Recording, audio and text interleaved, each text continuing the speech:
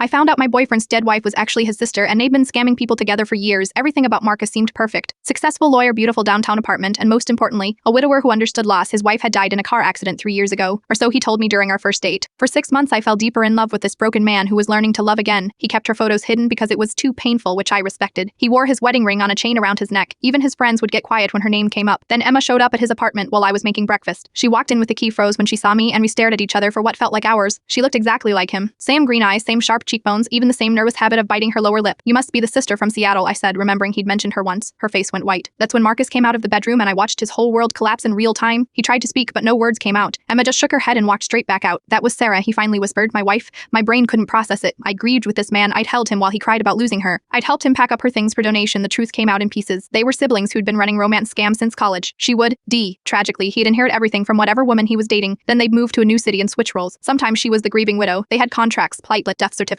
an entire system. They'd done this to 12 women before me. I found their laptop while he was in the shower, begging me to let him explain. Screenshots of dating profiles, different names, different cities, bank transfers, photos of them laughing on beaches with money they'd stolen from broken hearts. The sick part, I wasn't even their biggest score. One woman had given them her entire retirement fund, thinking she was helping her grieving boyfriend start over. But they made one mistake with me. They fell into a pattern. Real feelings. Marcus had stopped taking my money, stopped pushing for joint accounts. Emma had stayed away longer than planned. "I actually fell for you," he said when I confronted him with everything. "That's why she came back, to stop me from ruining it." I called the police that night. Heard out 3 other women had filed reports in different states. The FBI had been tracking them for 2 years. They're both in prison now. Sometimes I get letters from Marcus saying he loves me, that what we had was real. I burn them unopened. His real name isn't even Marcus, it's Kyle. And her name isn't Emma or Sarah, it's Catherine. I still can't trust anyone who says they're widowed. I still flinch when I see siblings who look too alike. I still check obituaries to make sure deaths are real. Love isn't just blind. Sometimes it's completely fictional.